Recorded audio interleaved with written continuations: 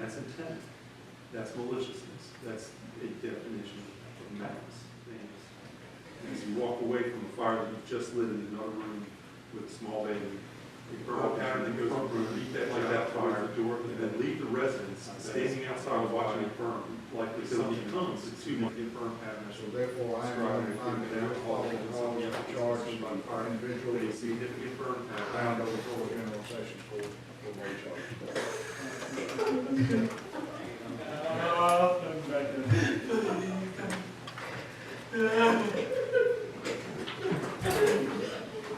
Ashley, I'm sorry.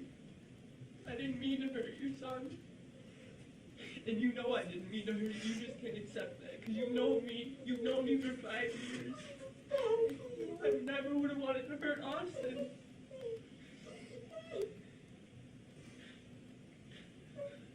I never wanted Austin to die. I don't know what I was doing. I don't know why I didn't go for help. I wanted to be able to handle it. I wanted to be everything that my father wasn't to me, and everything my stepfather was to me. I don't have a good family life. I haven't my whole life. It's been really rough. Most of my family has abandoned me. I made a stupid choice a couple of years ago. I ruined half of my family. The other half haven't been supportive. But I do want to thank them for being here today. I know their family is here. Thank you guys for being here. В окружности преступлений путем положения меры строгого наказания более строгим, окончательно назначил Острыкову исключительную меру наказания смертную казнь расстрела. Меру пресечения в отношении обвиняемого Острыкова до вступления правозаконную силу оставить прежнюю, заключение под стражу. Даже во время оглашения приговора на лице подсудимого не дрогнул ни один мускул. Man sitting here today is not the one I once knew. He is not the one I fell in love with. He is a coward, and forgiveness is not an option for me. After everyone had their chance to speak in this Wapello County courtroom, it was Dustin Armstrong's chance to say something about what he'd done. Do you have anything you wish to say to me prior to my announcing what I'm going to do here today, sir? No, Your Honor. Last April, police found 2-year-old Braden Young unconscious in his Ottumwa home with a broken jaw and extensive brain damage. Armstrong admitted in Monday's hearing that he grabbed Braden's jaw and slammed his head against a wall. Being betrayed by the man I was with for nearly 3 years brought me into the deepest pain I've ever known. When Judge Joel Yates gave the guilty sentencing, Armstrong lost control of his emotions, dropped his head into his hands and cried. And you'll have plenty of time in the Iowa penal system to think about what you've done to this defenseless child. Tears were shed throughout the courtroom, some of joy as justice was served, others of pain as Sue Adler watches her son leave for prison. Can't see Mr. Johnson. Ladies and gentlemen of the jury, this is going to complete your jury service. I'm going to meet you in the jury room. All right.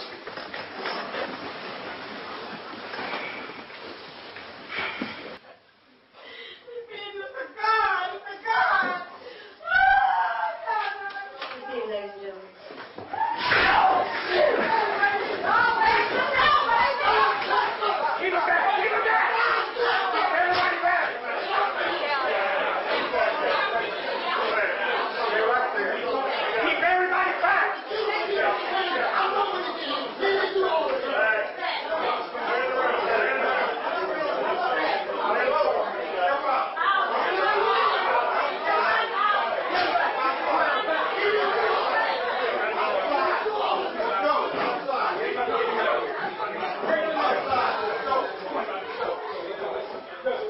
You have 42 days to appeal. You are remanded to the custody of the Department of Corrections for service of this sentence. Thank you.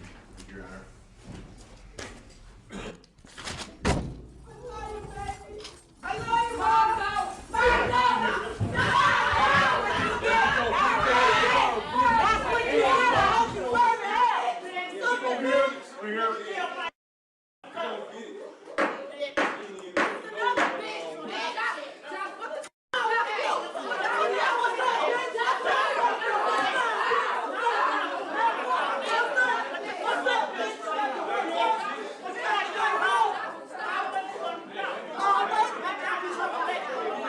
Court's in recess for 15 minutes.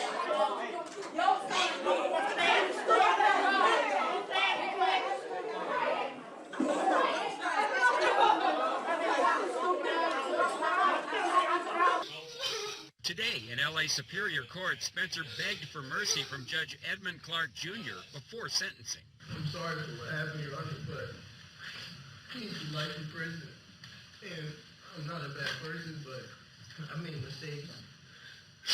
But I'm not just some gangbanger that she tried to portray me as. During sentencing, Spencer completely broke down. The minimum period of parole eligibility is 15 years plus 25 years of life in accordance with Penal Code Section 12022.53D. This is to be concurrent with the principal term. Now, with more security, do students feel safer? I definitely do feel safe, especially since like after 9 p.m. you have to show your ID and everything. And I wasn't here to witness the shooting because I'm just a freshman, but I don't know, I've never felt unsafe here. I feel very safe. I've actually been here on campus. This is my 34th year. It's an incredibly emotional day in court. When the judge handed down that sentence to Jaleel Smith Riley, he became very emotional, even collapsing at one point. But the families of those victims tell us this is way too little, too late. Four defendants serve a term of life without parole. As to count 4 for the offense of attempted murder. This reaction from a confessed killer was the last in a series of intense moments in this Hamilton County courtroom, and exactly what the victims' families asked for. I have to deal with life without Portia, so he should deal with life without parole. With his request to withdraw his guilty plea denied and death penalty off the table, the families of Portia Brooks and Aaron Martin pleaded with Judge Charles Kubicki to hand down the maximum sentence. Smith Riley's family begged for a shorter one. With no criminal record outside of that night, they believed he had the capacity to be rehabilitated. In case 562027, that the defendant shall serve a term of 3 years, which is the minimum on count 1 of that. As to count 2 in that case, felonious assault, a felony of the 2nd degree, it is ordered that the defendant shall serve a term of 2 years in prison on that count. As to count 3 of that case, the robbery, which is also a felony of the 2nd degree, the court orders that the defendant shall serve a term of 2 years on that count as well.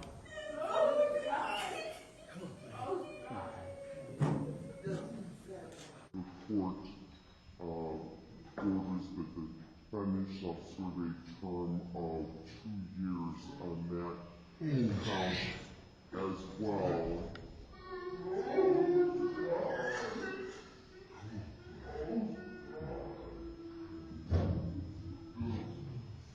We think so.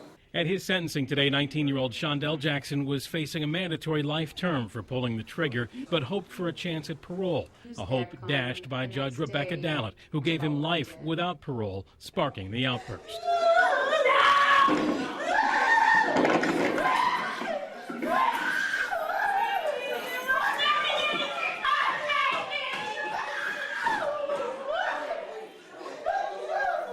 It all started when Jackson turned towards the Potter family, something deputies were watching for.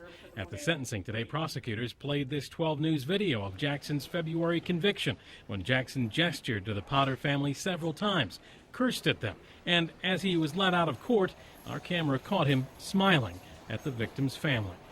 We see how evil Shondell is in court, looking at us, swearing at us, and smiling.